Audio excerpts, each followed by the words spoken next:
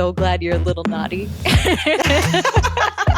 We're breaking the rules and making major breakthroughs on an all-new Intentional Living with Courtney Meyers. I'm looking to not just live, but also feel alive. As the unruly entrepreneur, Andrea Crowder challenges the status quo. We need to throw out the rule book and start living life on our own terms. The aliveness that you'll feel, the strength, the posture that you'll have in the world, completely different. Pushes us to own our narrative. I can turn any shit into a story and make money from it later on in my business.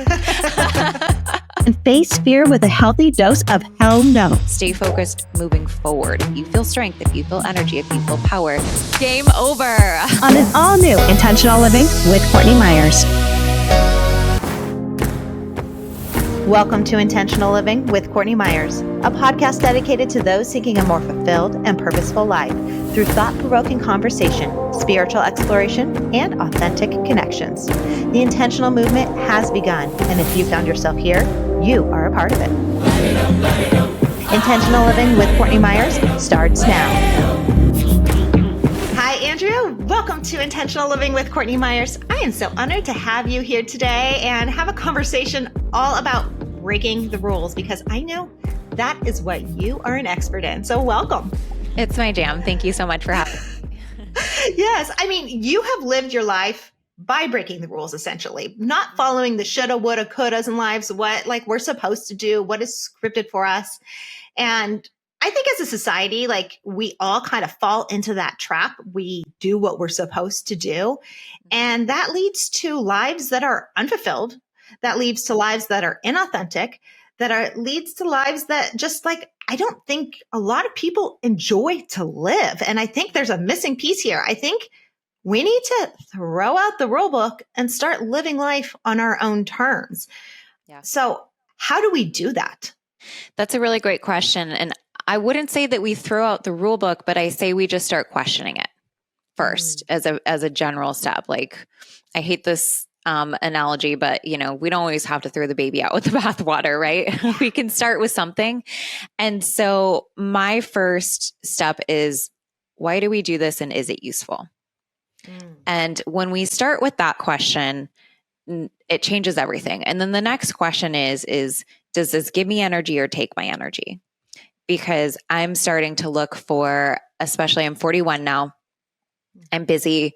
I run an amazing business. I have 2 kids. I'm a single mom. I need my energy, not just to be able to get it all done, but actually to really enjoy my life. And I'm not looking to, I'm looking to not just live, but also feel alive. And that's something that I'm so deeply passionate about, is that how can we live life, not just business, but all components of our life in a way that actually makes us feel like we're truly alive. So starting with questioning, question everything. Why do we do this? Is it useful? If all you did was like stop here, like go about the rest of your day and take that one thing in the rest of your life, you're going to notice that you're doing shit that you don't even know why you do it. There's a great story I heard way back in the day, which was this woman was showing up to her families for a holiday, and the mom cut off the ends of the ham. And then she put the ham into the, I'm not a cook. I'm like, oh my The God. oven? I'm not the oven, but the pan. Oh. Like, you guys are. That thing that you put it in, the contraption that holds it. Yeah. The thingy, the pan. She put it into the pan, and then she put it into the oven. And the daughter was like, Mom, why do you do that? And she goes, I don't know. My mom did it that way. And so she went to her grandma and she's like, Grandma, why do we do that? Why do we cut off the ends of the ham? And she goes, I don't know. My mom did it that way. So luckily she was able to go ask her great grandmother. She was still living, and her great grandmother goes, well, the pans were much smaller then. They had to. So how often is it that we're cutting off the ends of the ham? We're losing resources simply just because that's the way it's always been done. We're doing that every single day. So why do we do this? And is it useful? Will change your life. I love that analogy, because I mean, literally we do things that are just passed down for our life that we are supposed to do. And things are constantly changing. I don't care if you're talking from an energetic space or from just a timeline space. And I mean, I know we can talk about quantum physics and timelines and are they real, but like really in like the whole concept of like, this is what used to be done. And so this is the way we do it. I hate that term. This is what we do. I catch myself saying that to my daughter all the time. No, that's not what we do. Because it was said, that's not what we do. That's not who we are. Well, you know what? Maybe that's who she is. Maybe that's not who I am. So I hate this. Like we have to do what we're supposed to do or what has been passed down to us. But things change. Energy shifts from moment to moment in who we are. Like what we wanted a minute ago might change in 5 minutes. Our energy changes and then the timeline changes. Like literally hands were smaller. So that's why they cut off the ends. I mean, we're wasting so much stuff by following archaic rules. Our resources change with every generation. And a lot of times we don't pause to notice that and then ask like what part of our habits need to change with their resources. Mm-hmm. So you look at the way things that used to be done and why they used to do it that way. Well, our parents didn't grow up with the internet. Yeah. We're the first generation. I'm 41, so I didn't even grow up with the internet. Mm-hmm. Somewhere in my teenage years, the internet started becoming accessible. And then as an adult, I've been able to grow a 7-figure business from it. My resources have changed. So clients will come to me and they'll be like, I'm trying to get my parents and my aunts and uncles to just believe bigger and to think with an abundance mindset. And I'm like, no. Your job is not to reach your hand behind you and to grab the generations from behind you and bring them with. Your job is to build upon what they gave you to build upon. They didn't have the internet. They didn't have all these resources. Do better for the next generation. Stay focused moving forward. Stay in offense. And she's like, oh, all of a sudden the burden of trying to get them to believe in the way that she does and to think the way that she does, to act the way that she does, because we know how good it feels to actually build lives that we can thrive in versus the previous generation where they genuinely were brought up by parents and grandparents who went through awful war, and the financial climates like rising and falling harder than we probably have ever experienced. Great Depression era where it's like no scrap goes to waste. Now we're living with the repercussions of no scrap goes to waste because people finish all of their plates even past their point of hunger, right? And so why are we doing this? Is it useful? My mother-in-law used to say to my kids when they were little, they're like, she would go, you have to eat every bite on your plate. I looked at her and I was like, no, they don't. They'll stop when they're full. Like, at what point do we say that's not a useful way of thinking and like hold the line for that? So I feel like that's why I exist. I mean, that is so true. We can't look behind us. We have to keep moving forward. I'm 41 too. I'll be 42 in a couple months. And it's like, yeah, I've had this conversation. Like, I remember, the old days of the AOL dial-ups and the chat rooms and like how, before that I had a little word processor. I even typed on my little typewriter. Same. Things have changed so much. So we have to allow ourselves to evolve with that. But so often we pull back. Just going back to like how I said we were going to talk about like the rules, like we go back to the rule book is written by our elders. It's written by the people that came before us. We look for advice from people in our past. And sometimes that advice isn't actually very valuable for what we're doing now. And it's not that we don't respect them and what they've gone through or the knowledge or genius that they have. Because I will say a lot of the times for me, it's like, I hated when I was in my 20s and first starting out in television and I would have people tell me like how to do things or you don't know because you're so young and I've done this before and all this stuff. And it's like, yeah, but I'm your demographic. I'm who you're trying to reach. You should be listening to me. That battle. I never want to tell someone younger than me that they don't know what they're talking about. But so often that's the way advice is passed down to us. Now looking back, what I know now, I understand why they're saying that to me because they have experienced so much more of life. So how do we balance that, like experience and the rules that come with that, with transitioning into being a little bit more of a renegade and following the trends of where we're going now? There's lessons in all of it. So look for the lessons that are useful. We don't need to take it like step by step and say, okay, step 1 is this, step 2 is this, because we might find ourselves in a position where it's not working for us. And then we think we're the problem, right? Yeah. It's getting a little bit more curious in the beginning of like, okay, that worked.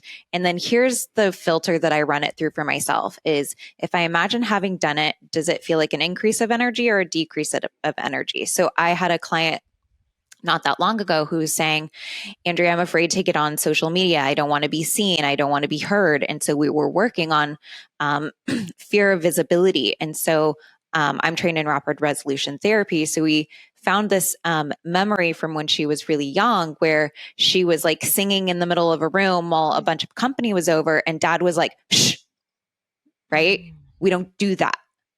We don't collect attention, right?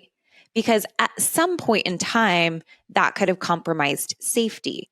Mm-hmm. And at an unconscious level, especially as little children, we know that if we get kicked out of the tribe, we're fucked, right? Mm-hmm. So it is literally in our best case chance of survival to listen to our elders and to be accepted by a peer group at an unconscious level, whether we're thinking that at the level of awareness or not. And so I said, I'm thinking your dad was being really well intentioned in that moment because your dad at an unconscious level really wanted you to be safe. But here's where the information got fucked and what he didn't understand that I would like you to understand. I said, when you're being yourself and you are just being completely expressed, you're singing your heart out in your car, does your body feel stronger or weaker? And she said stronger. I said, so best case chance of survival, should you be stronger or weaker? She said stronger. I said, okay, so being yourself makes you stronger. Being stronger increases chances of survival. And I was like, at 5, you got that. Dad helped you unlearn it because his perception of best case chance of survival was that you needed to be accepted by the tribe in case of getting kicked out and eaten by a saber-tooth. We don't live in that society anymore. So I said, from now on, I want you to think about when I show up on social media, where do I feel strong? No, I don't want you to just listen to me and just go show up on social and like do your Instagram stories. I was like, notice when you're being performative because your body will feel weaker. And if you want to be magnetic on the internet, if you want people to follow you, if you want to change people's lives, you better, when people say authentic, a lot of people are like, I conceptualize what that means, but how do I do that? And so I would suggest to them to filter your decision before you make it and notice if you feel stronger or weaker. Because if you feel strength, if you feel energy, if you feel power, it is true to who you are. It's like using muscle testing. If you push down on my hand and I say, my name is Andrea, my muscle will stay strong. If I say, my name is Courtney, my hand will drop because I'll feel a sensation of weakness because it's not my truth. So we can start to filter our decisions through like that. Again, another thing, if you guys take those 2 things away today, game over. The aliveness that you'll feel, the strength, the posture that you'll have in the world, completely different. Oh my goodness. Yes, you could just turn off the podcast now. No, I'm kidding. but that is so huge. I mean, the fact of like that authenticity or showing up with intention or showing up as who you truly are, which has been like the driving force of this podcast from the beginning, is trying to learn who we are on an authentic level, stand in our truth, stand in our purpose, and really shine in that way. But I have found through my own experiences and through talking to a lot of people, a lot of times that authenticity comes out as a performance. We're not even being authentic. We think we are being authentic, or we think we're trying to be authentic, or we're trying to show the real us. Yet it's still a performance authenticity. So I love how you're talking about that feeling of the fear, and you can't deny the feeling. Like you just can't deny energy. You can't deny feeling. Like there is a truth, and it's felt across the board, whether you're talking on your stories or you're talking on the phone or you and I are talking here. If we're not standing in our truth, the energy is going to show. Yep. 100%. And then on top of it, you're talking about going back to these primal instincts, which I've had this conversation before. Scientifically, that's how we are wired to do. So the fact that if you can get curious, I just had my guest the other day talking about this, like fear and curiosity cannot live on the same plane. Like your brain does not comprehend those two things at the same time. And she brought up the same concept of like a tiger. If you're being chased by a tiger across the savannah, you don't have time to look and say like, oh, I wonder how fast that tiger's going. You're going to be eaten. So like if you can get curious in whatever you're trying to do, whether that's being authentic, push the limit, question a rule, whatever aspect of life you're trying to show up, that fear will disappear as well. Yeah. I would suggest that like you can still feel what I would call a sensation in your body, which could feel like a surplus of energy. And some people could describe that as like anxiousness or fear, and you could get curious, but you could translate that curiosity into something that you can use the energy with, right? Or for rather, because fear is the point of it is to get you to run, right? And most of us have the fear is not very useful in most of the conditions that we're living in today, only if we actually need to run. But so the sensation that we're feeling is that surplus of energy of inner mind saying like, hey, there might be a useful action to be taken. So my dad, I just actually interviewed my dad for my podcast. He's retired Special Forces in the Army. Just his background in combat. Most of the time I'm like, I don't want to know that part of your story, Dad. Like it scares me because I love him so much. Right. But like he taught me so much as a child. I used to have to go find my Easter baskets with a compass and coordinates.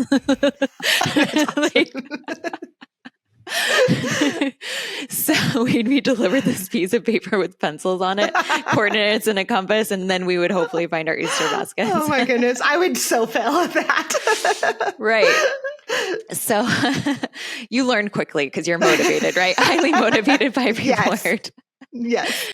So, but one of the things that he said is, you might feel these big sensations of fear or anxiousness or displeasure from like life not going your way. And he's like, find a way to move your body. He says the first thing that he does is touch the cross on his neck and look up.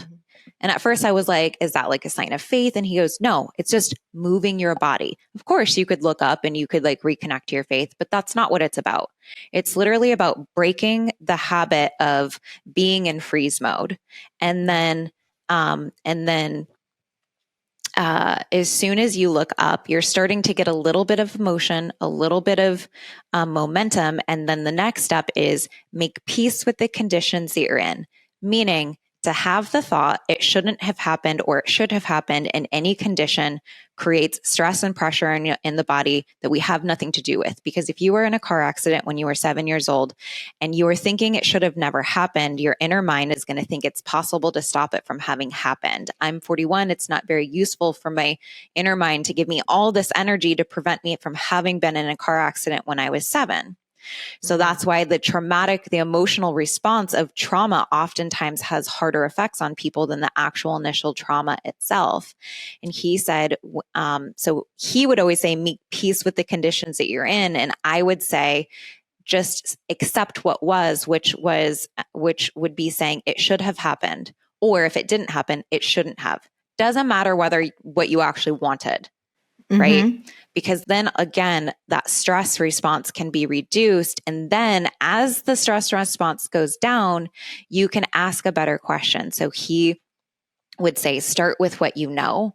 And I would say, ask a useful question. Where's the opportunity? Where's the opportunity to improve the conditions that I'm in? So I can feel fear and get curious at the same time in order to continue to break myself out of the fear, dial down the stress response. And the cool thing about this story is I said something similar to a client 3 weeks ago, the week before Christmas. She said, I wasn't liking how this person in my life was showing up for me. And it was creating a lot of stress because I was starting to feel like they were judging me every time I would post something on the internet. This entire group was all around like visibility. And I said, practice this. The next time this comes up for you, I want you to just say, they should say that. Or they should be that way. And she said she was wearing an Aura ring and she noticed her stress response stay neutral instead of spiking whenever she would be like, he should say that. They should say that. And what you're looking to do is to keep the stress response dialed down, because then curiosity is often linked with creativity. And I think that that's where she was really trying to go. And in order to have greater access to all of that curiosity, that stress response needs to be dialed down a little bit more. So it was very cool to see her actually track with her Oura Ring what happened to her own heart rate when she was just practicing the art of acceptance. Game changer. Then you can be like, and what could I do next? And how can I improve on this? And like, what would be possible then? And maybe I could ask this person for help or whatever. Then you can look to really make an impact in your conditions and maybe build something on top of that you might be super happy. But that was a very long-winded answer to a question you didn't ask. But but I think what's brilliant is like taking that fear or taking those stressors in your life or the things that make you uncomfortable, and coming back to the whole concept of energy, is channeling that energy into a neutral state so that you can use it for the things like curiosity, where you can use your imagination, so you can allow yourself to show up in a different way as opposed to just the reactive way, which I think is just so second nature to us, because it is that primal instinct to run. You're scared, run, or freeze. Run or freeze, I guess, there are people that would do that. So, that does, like, these emotions benefit us if we can channel the energy into the right area. Yep. Absolutely. What you're looking down is to dial down the energy. What you're looking to do is to dial down the energy if possible, unless you're actually going to go for a run, in which case that could be a very real solution for you. But how often do we find a solution at the frequency of the problem? Yeah, never. I don't often experience that. Yeah. So I'm looking to make peace with the conditions I'm in, specifically so I can dial down that stress response. When we're in a state of stress, blood leaves brain, going to either jaw, arms, and legs. And then also it stops prioritizing digestion.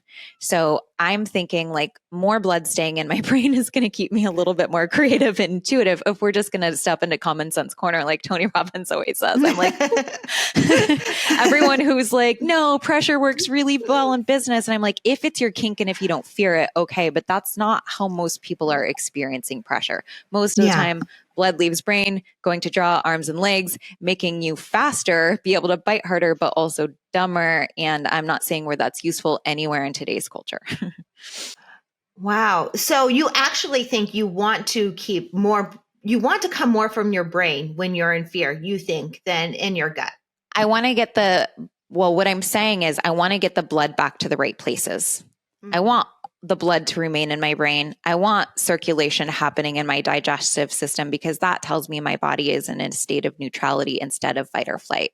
There might be some urgent things to do. Like I had a house fire in 2022. And so, yes, my body was in fight or flight, and there were some urgent things to do. And so there wasn't me sitting down and saying like, let me do RRT on myself, or if I can do a quick meditation, right? I needed that energy in order to do the right things to protect my children and whatnot, get home very fast because I wasn't home and my children were calling me. So I needed to order an Uber really fast because I had Ubered down to Miami. I needed to inform the Uber that he needed to fucking drive faster because my house was burning down. Literally. We're not dealing with a house fire here. I couldn't get onto my street. So my Uber had to drop me off at the corner, and I needed that energy to sprint to my home and to get to my children, right? So there was a usefulness in all of that energy ending up in my legs in that moment. But for me to stay in fight or flight post house fire and then be like, and what am I launching today? Or let's say I get an unexpected bill and I need to pay something really fast. I need blood in my brain so I can stay creative, right? I don't find it useful to be running anywhere when I get an unanticipated bill. So we can use these tools to help us in like life or death situations now, but a lot of our responses that we have in our life don't serve us for the world we're living in today. Yeah. So how do we serve ourselves better now?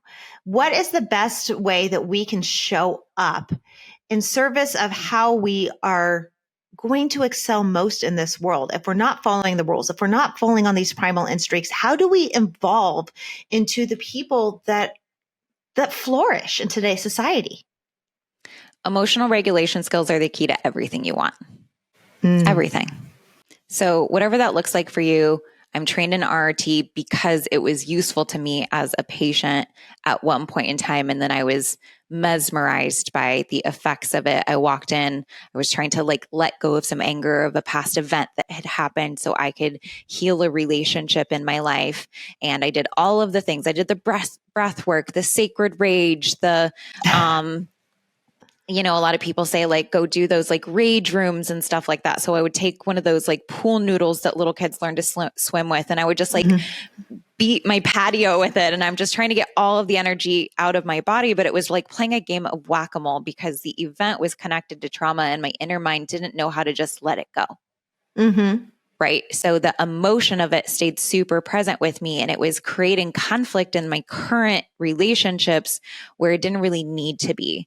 And so what I did was I went into the therapist's office and I was like, help me process this. I had no idea what I was in for. And he talked the majority of the time. I was like, don't you want to know where maybe this came from in my childhood? And he's like, no. And I'm like, I kind of wanted to be heard for a second. And he was just talking and talking and talking. And I was just staring at this white-haired old man. And I'm like, I thought I was here to talk. I'm like, bro really likes the sound of his own voice, but I'm curious. He's a good storyteller. I stay present. I'm like, I'm a Virgo. I'm going to show up for the assignment, whatever the assignment is. Even if I don't understand it quite yet, I'll trust the process. And by the end of it, he's like, look at your hand, take a deep breath, think the word release. And now check for the anger. And I was like, oh my fucking God, I cannot find that anger. You know how you can think about a past fight that you had or something that makes you feel afraid or whatever, and instantly you can feel the emotional signature of it all over again. That's an event that didn't process properly. But also you probably can think of you had a fight with a friend and the next day you were laughing and you're like, what were we fighting about? That was stupid, right? That's an event that processed correctly. So I'm checking for the anger and I tell everyone, I'm like, if Ed McMahon had walked in with one of those old big trucks and was like, if you can feel that anger one more time, I'll give you $1 million. I would have been like, Ed, bro, you have to take your check home because still to this day, years later, I can't access that rage. It's gone. So I looked at this white-haired old man. His name is Wayne. He's incredible. Wayne Brown. I always love to give him a shout out. He's a good friend now. And I looked at him and I was like, what the fuck did you just do to me? Yeah. And he's just laughing and he hands me this book called Life-Changing Conversations by Dr. John Connolly. I took this book and the interesting thing about this book is it's just transcripts of tons of different client sessions of people that gave him permission to share their session with him. And so he would do the transcriptions of what he said, what they would say. And then in the corner, he would say, this is why I said that. And all of a sudden your brain starts to break open of, oh my God. The key to emotional regulation is a shift in language because inner mind doesn't understand, unconscious mind, which controls the majority of our emotions, doesn't understand logic. So when we say just let go, just forgive, unconscious does not compute. And so then we're like, why can't I let go? I must be a bad person or whatever, or I lack the ability to forgive. No. It's just unconscious mind still perceives that as an active event. And so he uses metaphor and symbolism, which unconscious mind understands flawlessly it's like if you have an old tab open on your computer of something that you're not accessing anymore, but it's making your computer run slower, the battery's dying faster, you just X the tab, right? That's RRT. X the tab. And then all of a sudden the energy, the battery life improves. My brain fog started going away. So I was reading this book, and as I read stories that related to me, I noticed that I felt better just reading their story because my unconscious started applying the stories to myself as if I were the patient. That's when I got obsessed and I was like, I'm going to learn this shit. Wow, that is so mind-blowing. That is so mind-blowing. I mean, I 1,000% subscribe to sharing your story helps other people change their life. But is there specific language used that helps them close that tab? I mean, this is fascinating. I've never heard of this practice before. So there's specific terms or specific things you say that automatically just work as like a neutralizer in your brain. Yep. And it's different for everyone depending, like you learn as a facilitator how to tell a story or use a metaphor in order for a way for people to get it. And that's why I believe storytellers change the world. Like me starting with the story with the ham helped someone really get that versus me logic. You and I could have said like, it's not useful to do things the way that our parents did it. And people would have been like, yeah, I agree.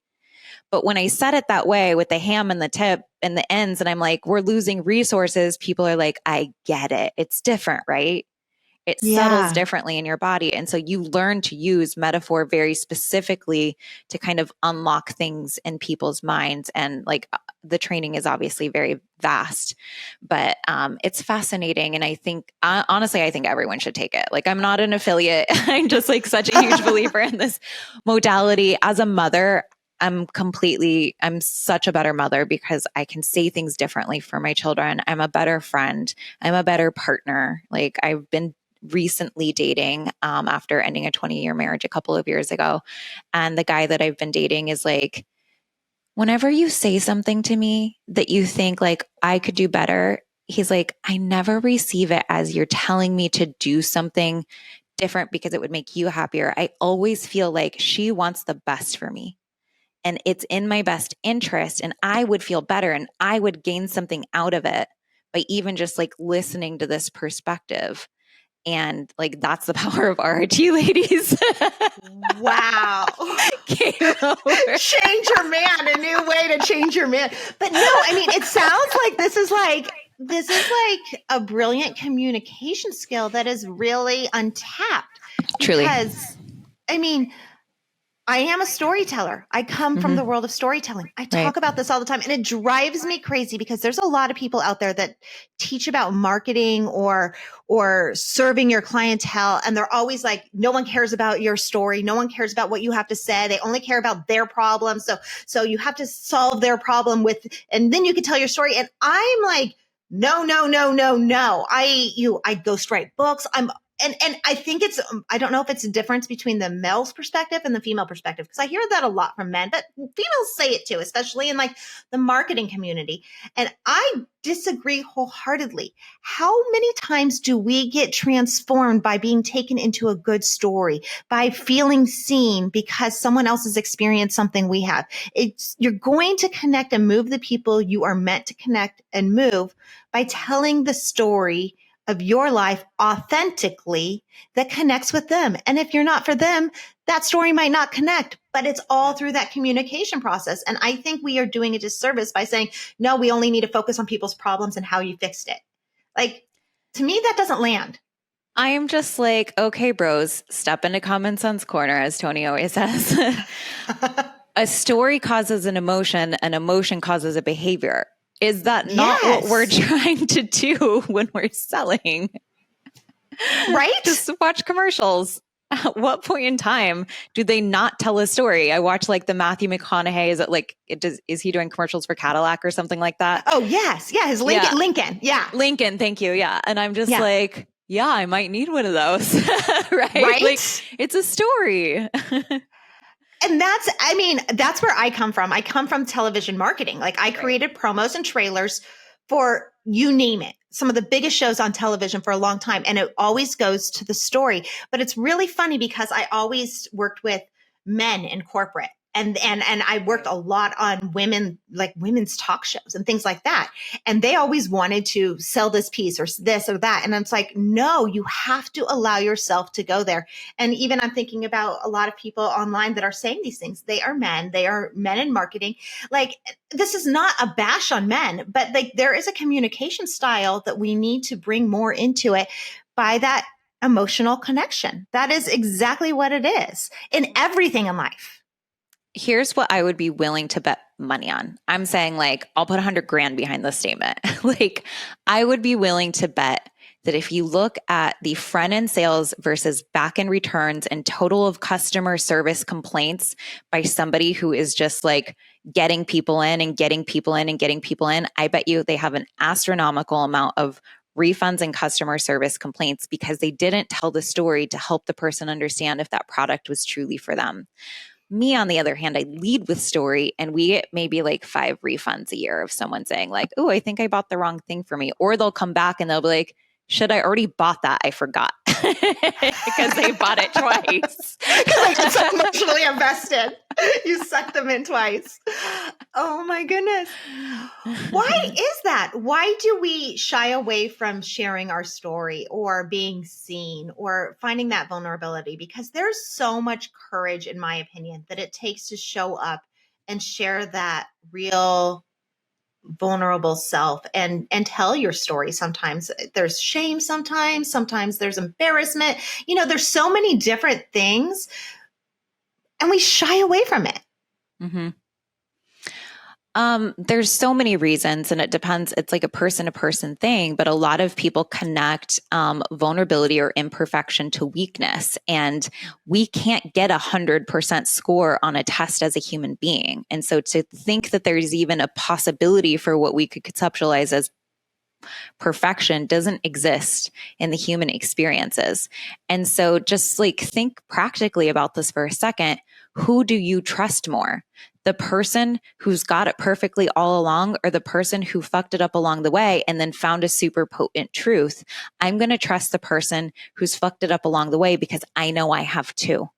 Mm-hmm. If you have the perfect story, I'm like, you're not going to be the person that I want to learn from, because it's not going to be, you look at every stock chart and the stock chart tells the truth. People are in a state of fucking it up in curiosity when they're in the dips, and it's the curiosity that gets them back up into an incline. And those are the companies that I'm looking to learn from, because that's real life. Yet we only look for the people that are at the top to teach us. We don't necessarily always want to get in the trenches with people sometimes. It depends. Like, I look for someone who's a few steps ahead of me, and that's been true for me since day one. If I had tried to learn from, the person at the top, there's a couple people where I'm like, oh, I've taken a course from someone who's like maybe already done really well, but I'm looking for someone that I can model. I'm constantly looking for next level models of who's just a few steps ahead of me, and how do they think? How do they approach things like this? What feels true in my body? What makes me stronger?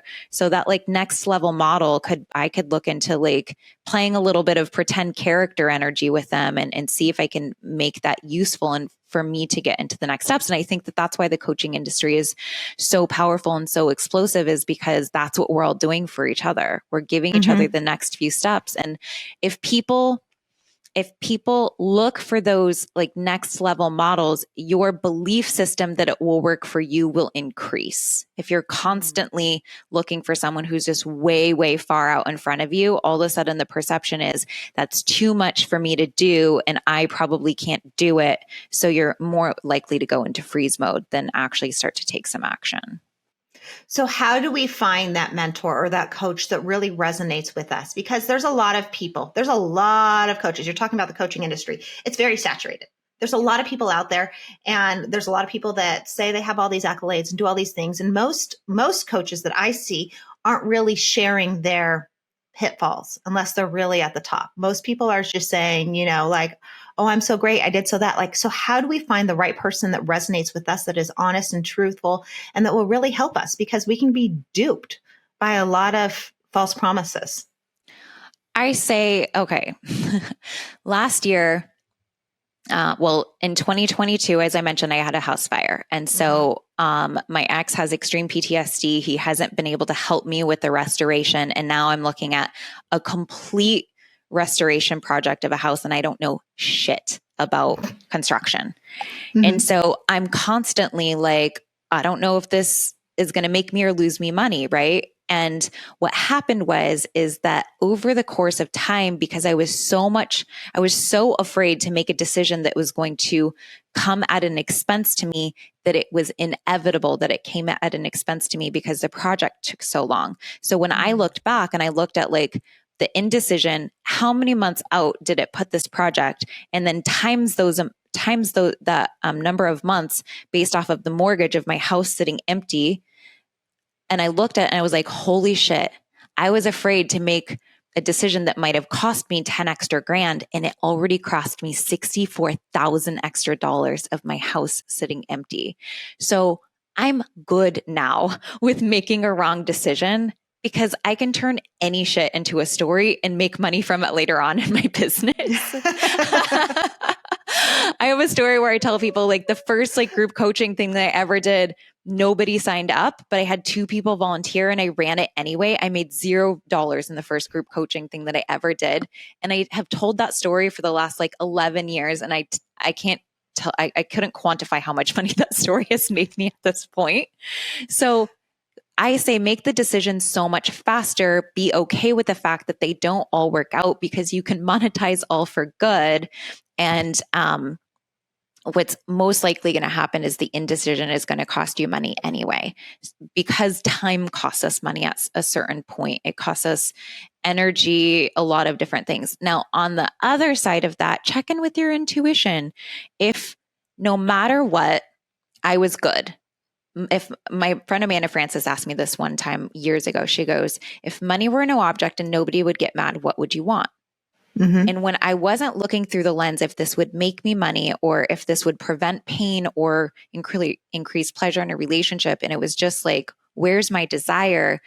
I could look through the lens of that. And it was like, oh, I was making this decision out of fear because I was afraid that if I didn't sign up with them, that I'd be left behind. Or I didn't sign up with them because I was afraid, what if I don't make my money back? Either way, any decision made in fear is like planting a seed in cement and hoping it will grow. Shit doesn't grow like that. We want soil. So I look for that decision that's like energy rich, soil rich. And that is, I feel this increase of energy when I think about having done it. I'm just going to do it. And if I don't make money right then, like I said, we can monetize all things for good. I mean, I love it. There's so many things that you've said here that I love. Just the whole concept of you can always use everything for a story. Like no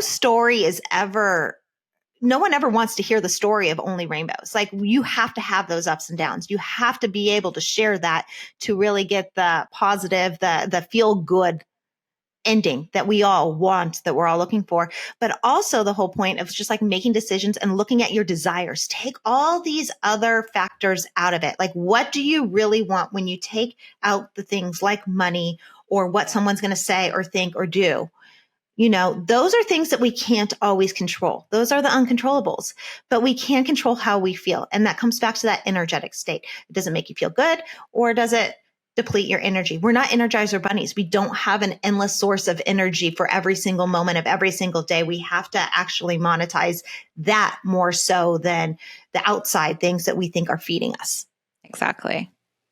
Yeah. I mean, if all I did in my business was pay attention to what decisions feel energy rich to have done, I will have a very, very healthy business that can be sustained and that can be built upon over years and even turn into something that's a legacy.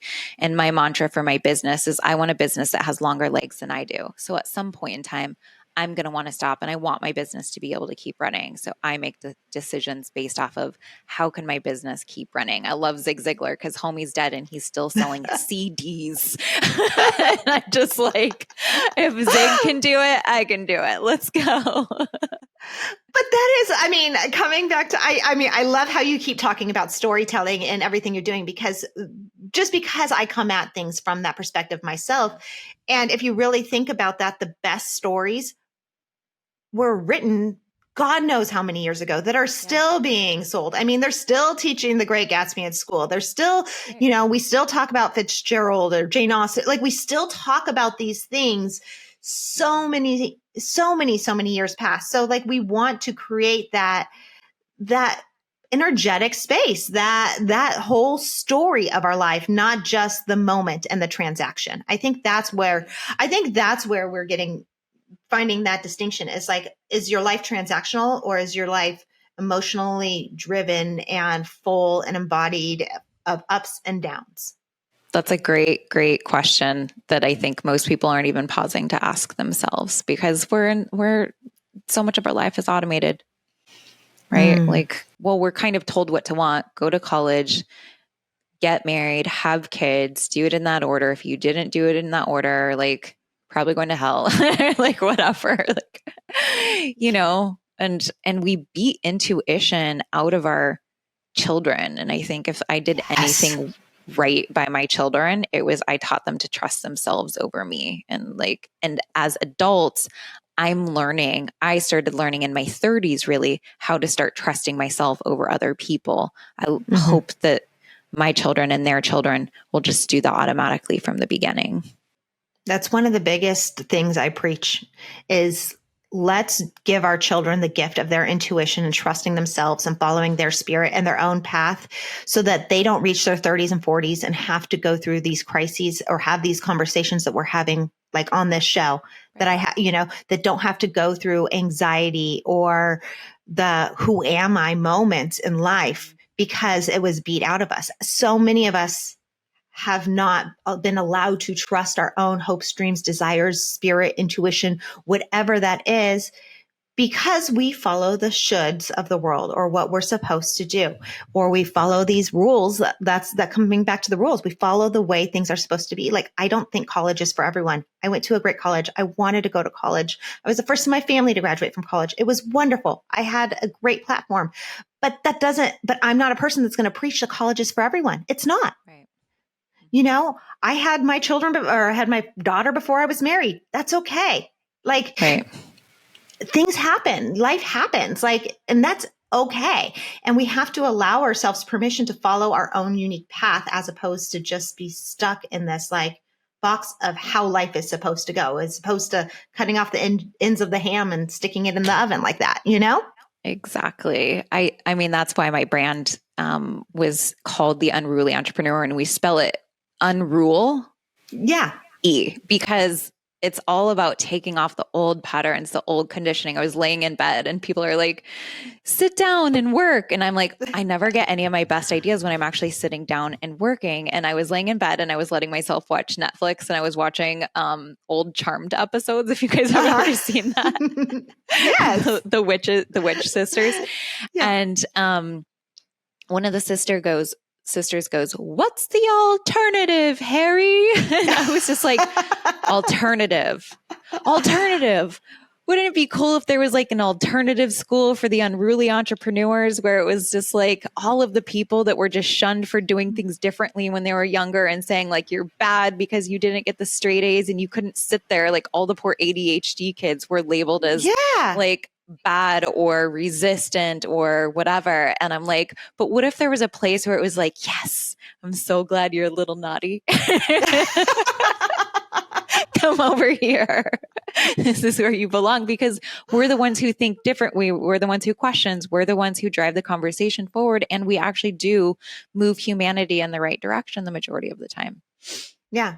That's the innovation. I mean, I can't tell you how many times I've heard of this. And even in my own experience, the kids that were the valedictorians of our high school that went out and went to MIT or whatever and didn't even graduate, they had that burnout.